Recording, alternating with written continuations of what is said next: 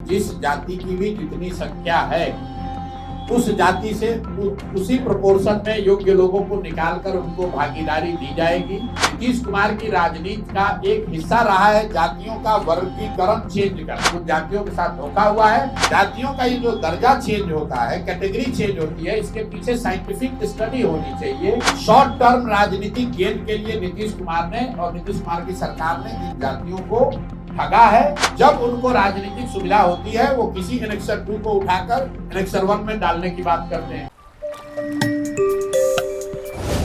3 जात के लिए आप क्या करना? देखिए, हम लोग जातियों की राजनीति नहीं करते हैं। जन सुराज ने अपने संविधान में इस परिकल्पना में कहा है कि जिस जाति की भी जितनी संख्या है उस जाति से उसी प्रोपोर्शन में योग्य लोगों को निकालकर उनको भागीदारी दी जाएगी। इसमें सभी समाज शामिल हैं। आपने जो 5 समाज की बात कही उसको लेकर मैं जरूर टिप्पणी करना चाहता हूं।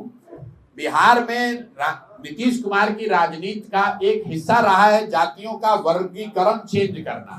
एनेक्सर 1 को एनेक्सर 2 में डालो, 2 को 1 में डालो, 1 को एससी बना दो। उसी के तहत एनेक्सर 1 में आने वाली कुछ जातियों को, जिसको 5 समाज के नाम से एससी का दर्जा दिया गया।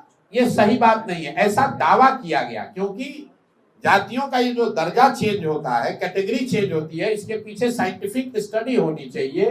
राज्य सरकार उसको प्रस्तावित कर सकता है, उसको स्वीकार करने का पावर केंद्र सरकार को है। जैसा आपने देखा होगा बिहार में लोहारों के साथ भी ऐसा ही किया गया है। नीतीश कुमार ने वोट लेने के लिए यहां से कह दिया कि हमने 5 समाज को एससी का दर्जा दे दिया। केंद्र के सामने ना उसके पक्ष में साक्ष्य रखा, ना उस केस की पैरवी की। नतीजा क्या हुआ? जैसे लोहार को एसटी बनाया गया था और वापस ईबीसी बना दिया गया, उसी तरह 5 समाज के लोगों को एससी से हटाकर वापस ईबीसी बना दिया गया। तो एक विशुद्ध तौर पर शॉर्ट टर्म राजनीतिक गेन के लिए नीतीश कुमार ने और नीतीश कुमार की सरकार ने इन जातियों को ठगा है और इसीलिए ये जातियां आंदोलित है और हम लोग इसके विरोध में हैं। जातियों का जो वर्गीकरण जो चेंज होता है, जो ओरिजिनल एनेक्सर 1 था, जो कर्पूरी जी का था, और जो आज एनेक्सर 1 है, उसमें करीब 23 नई जातियां जोड़ दी गई है। और ये नीतीश कुमार हमेशा ऐसा करते रहे। जब उनको राजनीतिक सुविधा होती है वो किसी एनेक्सर 2 को उठाकर एनेक्सर 1 में डालने की बात करते हैं। कई बार उन्होंने एनेक्सर 1 की जाति को एससी या एसटी बनाने की कोशिश किया।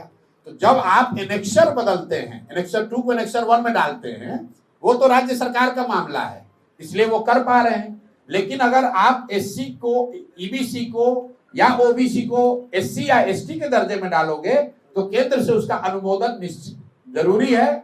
वो नहीं करा पाए, इसीलिए लोहार के केस में जिसको एसटी बनाया गया था फिर से ईबीसी बना दिया गया। कई बच्चों का नौकरी चला गया, लोग परेशान हुए। उसी तरह से 5 समाज को भी इन्होंने कहा कि हमने एससी बना दिया। लोग पंचायती राज का चुनाव एससी रिजर्व सीटों पर लड़े और वो सब चीज बर्बाद हो गया, क्योंकि केंद्र सरकार के समक्ष इन्होंने जरूरी दस्तावेज नहीं रखे। उन जातियों के साथ धोखा हुआ है। अब वो जाति जो है वो आंदोलित है।